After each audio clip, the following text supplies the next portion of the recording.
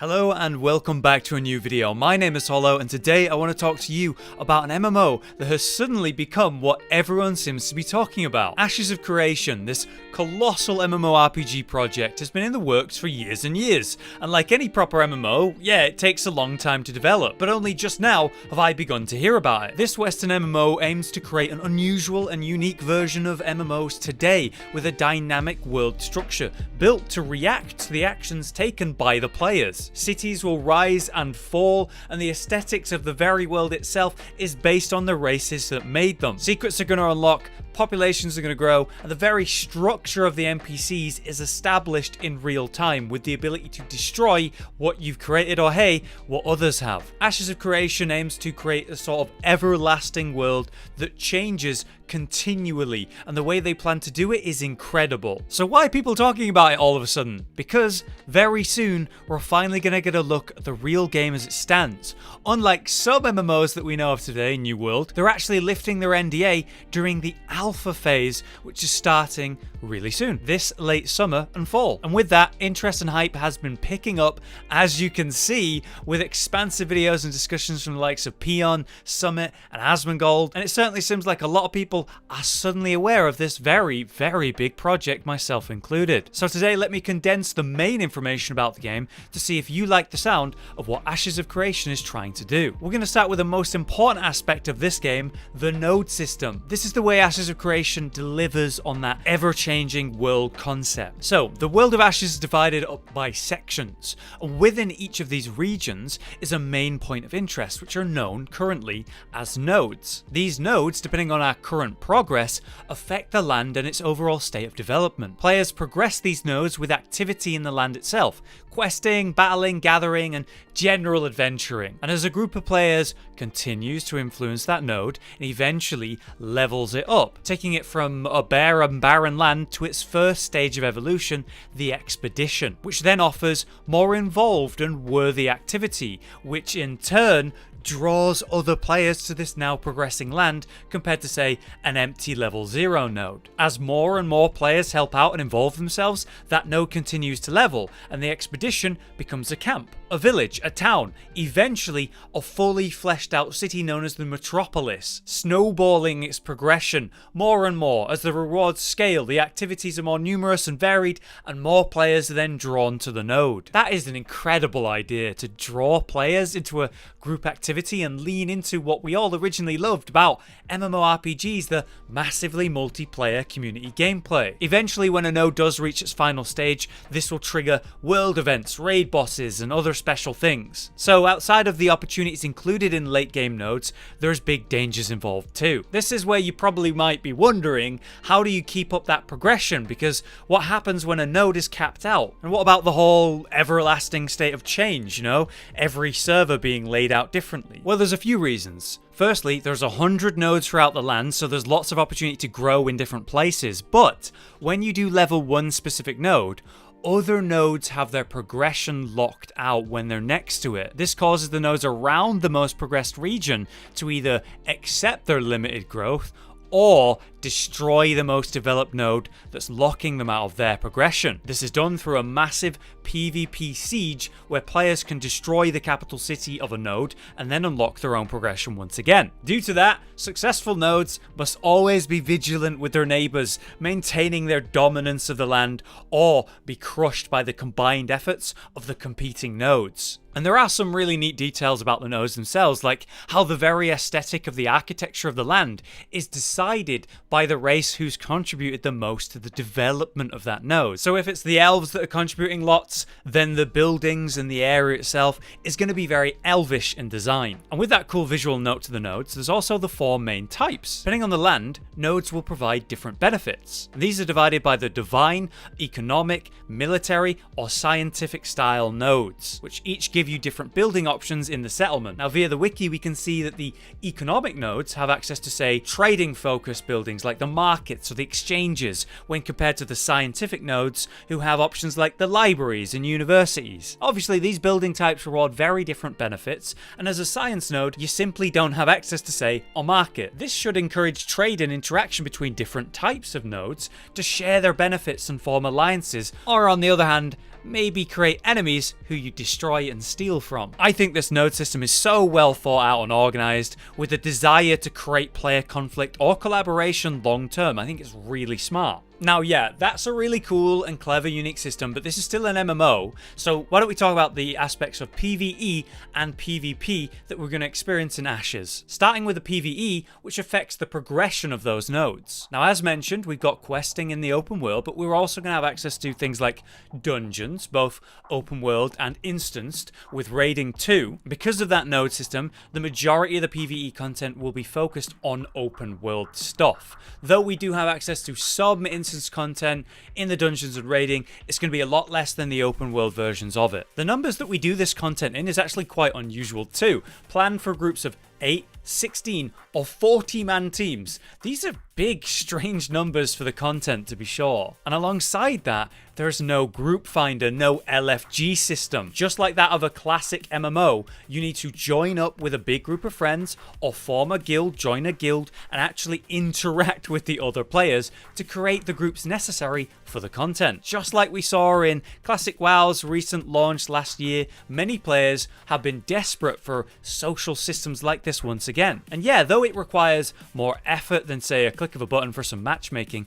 it rewards player interaction, social environments, and all of that is so important to massively multiplayer worlds. And clearly in Classic WoW, it works. Those open world dungeons and raids that do exist in the game remind me of the way Blue protocols have worked. The deeper you work your way into these places, the more dangerous it becomes, with the rewards being greater too. And these raids and dungeons are unlocked by the current progression of the nodes in the region. So one server may have developed a completely different section of the world to, say, another server, and therefore that first server has access to completely different raids and content and bosses because of that. That's a shockingly different way to unlock your endgame content and encourages long-term exploration and intentional, varied node progression to unlock different raids. Meanwhile, with the PvP, while I don't think it's as crazy unique as the nodes and the PvE associated with that, there is a lot going on here. We're going to be dealing with open world PvP,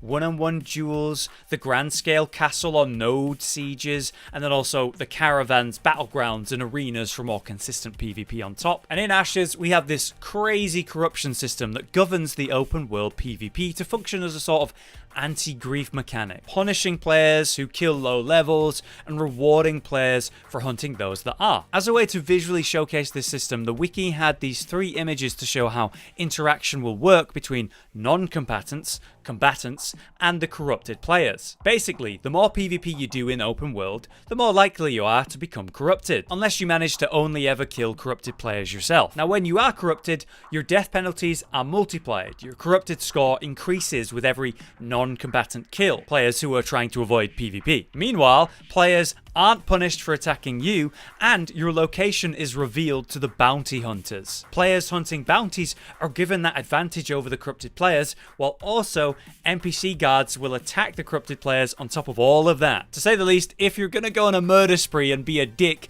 you have to be prepared for the consequences. Open world PvP is really important to me in MMOs. It creates a unique experience between other players, factions, and even player-to-player reputations, which is something that's lost in many current MMOs. The issue with open world PvP is how it can often punish players who don't want to be involved in it. So to see a system that's so well thought out to deal with players who are attacking low levels or attack players who aren't interested in the PvP, well, it's just good to see it so well thought out. Now, obviously I've mentioned there's a few different PvP modes in the game, but because they're quite standard, I think I'm just going to explain the node sieges, which are these massive grand scale battles to destroy the most progressed node in the region. These will last up to 2 hours, where players will attempt to defend or destroy that node's capital to unlock the limits on adjacent nodes' progression and attempt to establish their own node dominance. If the node siege fails, there is actually a significant cooldown before another siege is possible, starting at the bare minimum of 20 days for a village node,